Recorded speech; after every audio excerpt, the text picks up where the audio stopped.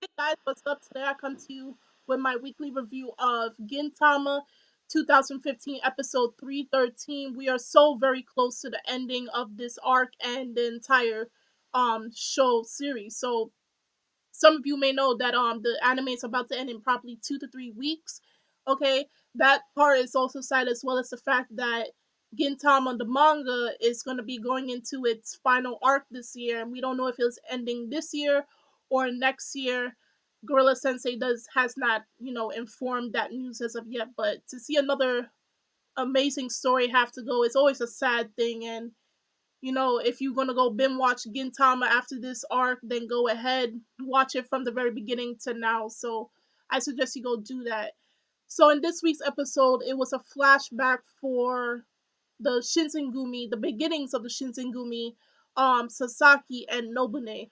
Now I don't know if I remember this from the manga or something, but it was told in this episode that Sasaki at one point in his life was married and he was going to have a child, but unfortunately he lost his child and his wife to Nobune. Now we all know that Nobune, she was trained by the Naruku, the Tendo show, and of course the Tendo show you automatically think of Obro. So she was trained by Obro as an assassin from a very young age, and she came across Sasaki after she done killed his family and basically took everything away from him.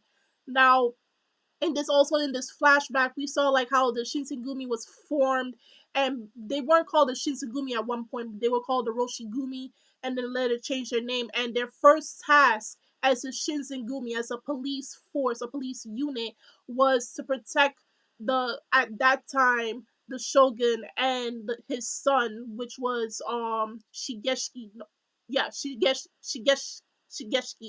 I forgot his name, but at that time that was their first assignment.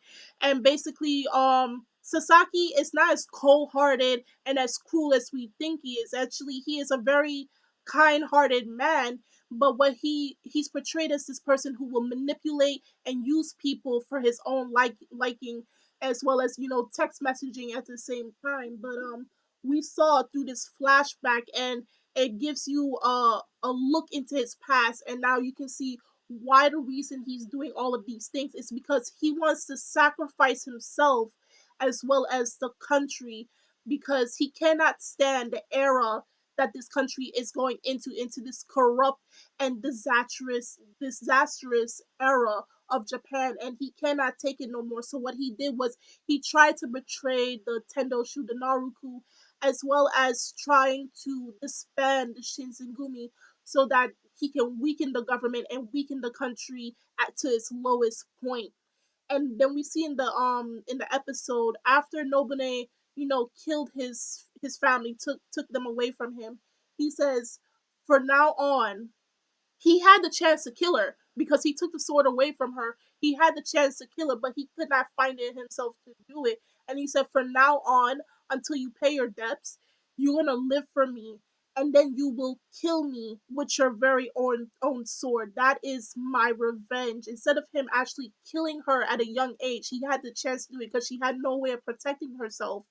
He could have easily killed her and lived with that thought, that grief of killing a child, and instead he allowed her to live so that the day she grows older and becomes more stronger, she will point her sword at him, eventually ending him.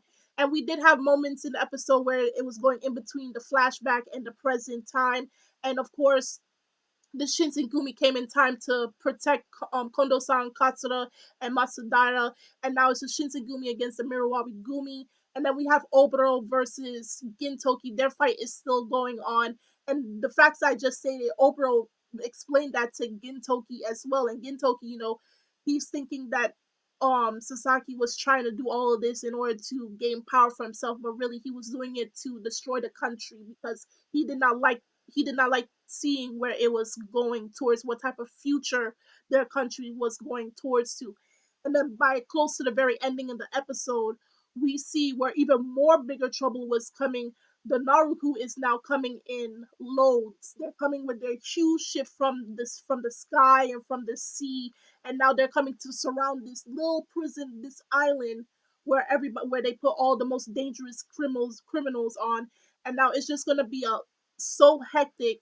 And it's like the mission was just to get Kondo-san and the others off of this island, and now we have all these people coming after their lives, and we don't know who is going to die. We know people will die, but we don't know who is going to die from who isn't, and we can probably guess by the ending of this episode. We saw Sasaki gravely injured, that he is going to be the next person to die. And I think a lot of us, after seeing this episode, we have come to sympathize with Sasaki, and it might crush some of us to see him be the next person to go. That's the highest possibility. With his injuries, he's probably the next one to take the boot. And there's gonna be a very interesting thing that's gonna come up in these last few episodes of this arc, that's going to shock a lot of anime viewers, and I cannot wait for that part to come. So this episode was pretty good. We got some background details on Sasaki as well as Shinsengumi and Nobune. Okay, the animation was pretty on key for this episode. It was very clear and precise, and especially when it came to the coming up close to the faces, it was very well detailed. So I have to give props for that part in the episode. It was a very smooth sailing watching this episode for just an episode that tells about a flashback. So that's it for this week's review of Gintama. Do tell me in the comment section below, what are your thoughts for the last few episodes of Gintama 2015? How do you feel that the anime is coming to a close and that the manga will be coming to a close as well? Tell me your thoughts on that in the comment section below. Also, you can check out the links that's in the description box if you like. And I'm Kimmy Chan of Anime Legends Podcast, and I will see you guys later. Bye.